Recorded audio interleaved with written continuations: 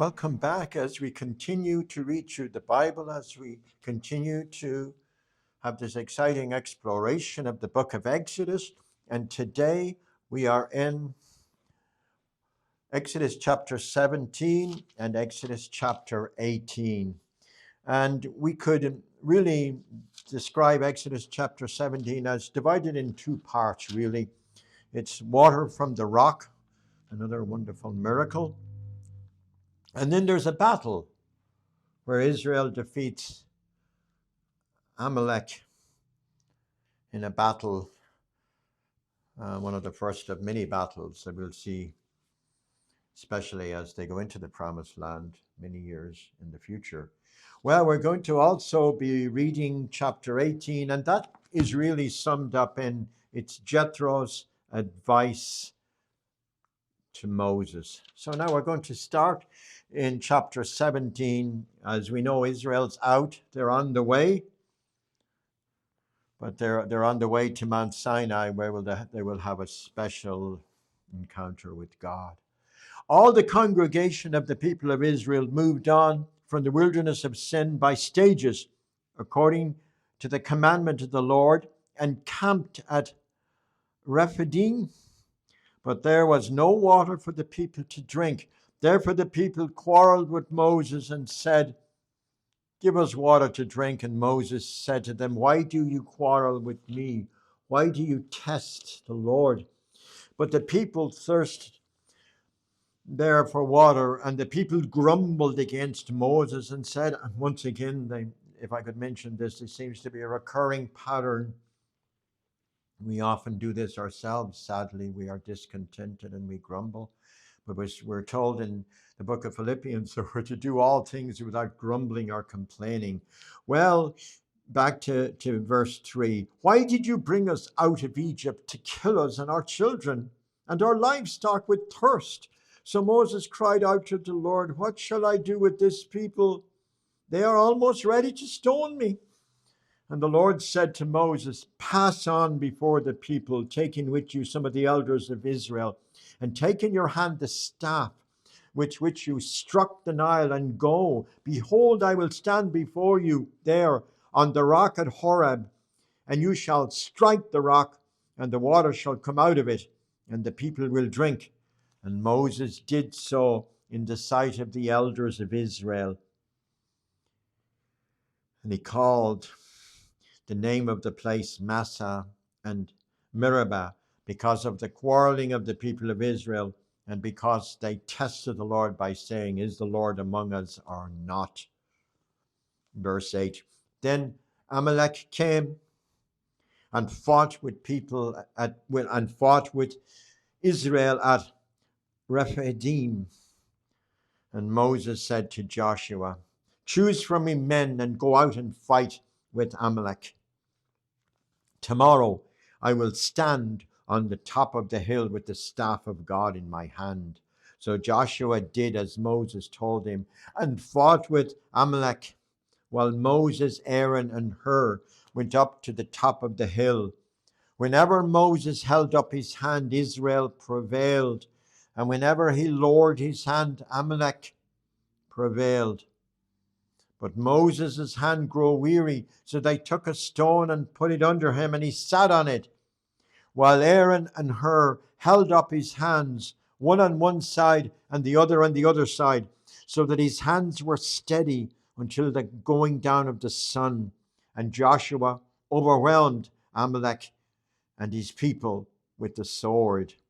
Then the Lord said to Moses, "Write this as a memorial in a book and recite it in the ears of Joshua, that I will utterly blot out the memory of Amalek from under heaven."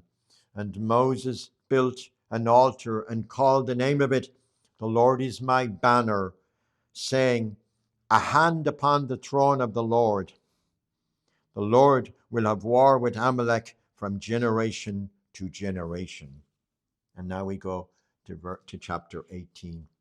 Jethro, the priest of Midian, Moses' father-in-law, heard all that God had done for Moses and for Israel, his people, how the Lord had brought Israel out of Egypt. Now Jethro, Moses' father-in-law, had taken Zipporah, Moses' wife, after he had sent her home along with her 2 sons. The name of one was Gershon, for he said, I have been a sojourner in a foreign land. And the name of the other, Eleazar, for he said, the God of my father was my help, and he delivered me from the sword of Pharaoh. Jethro, Moses' father-in-law, came with his sons and his wife to Moses in the wilderness, where he had camped at the mountain of God. And when he sent word to Moses, I, your father-in-law Jethro, am coming to you with your wife and her 2 sons with her, Moses went out to meet his father-in-law and bowed down and kissed him. And they asked each other of their welfare and went into the tent.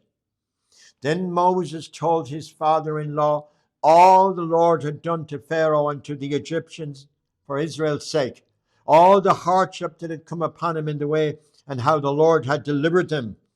And Jethro rejoiced for all the good that the Lord had done to Israel, in that he had delivered them out of the hand of the Egyptians. Jethro said, Blessed be the Lord who has delivered you out of the hand of the Egyptians and out of the hand of Pharaoh, and has delivered the people from under the hand of the Egyptians. Now I know that the Lord is greater than all gods, because in this affair they dealt arrogantly with the people. And Jethro, Moses' father-in-law, brought a burnt offering and sacrifices to God. And Aaron came with all the elders of Israel to eat bread with Moses' father-in-law before God. The next day, Moses sat to judge the people, and the people stood around Moses from morning till evening. When Moses' father-in-law saw all that he was doing for the people, he said, What is this that you are doing for the people? Why do you sit alone and all the people stand around you from morning till evening? And Moses said to his father-in-law, Because the people come to me to inquire of God. When they have a dispute, they come to me, and I decide between one person and another, and I make him know the statutes of God and his laws. Moses' father-in-law said to him, What you are doing is not good. You and the people with you will certainly weigh yourselves out, for the thing is too heavy for you. You are not able to do it alone. Now obey my voice. I will give you advice, and God be with you. You shall represent the people before God and bring their cases before God, and you shall warn them about the statutes and laws, and make them know the way in which they must walk and what they must do. Moreover, look for able men from all the people, men who fear God, who are trustworthy and hate a bribe, and place such men over the people as chiefs of thousands, of hundreds, and of fifties, and of tens. And let them judge the people at all times. Every great matter they shall bring to you, but any small matter they shall decide themselves. So it will be easier for you, and they will bear the burden with you. If you do this, God will direct you. You will be able to endure, and all this people will go to their place in peace. So Moses listened to the voice of his father-in-law and did all that he said. Moses chose able men out of all Israel and made them heads over the people, chiefs of thousands, of hundreds, of fifties, and of tens. And they judged the people at all times. Any hard cases they brought to Moses, but any small matter they decided themselves. Then Moses let his father-in-law depart, and he went to his own country. There's the appearance of Jethro with some wise advice for Moses in the matter of delegating various duties. Slán go fóill. We'll see you tomorrow.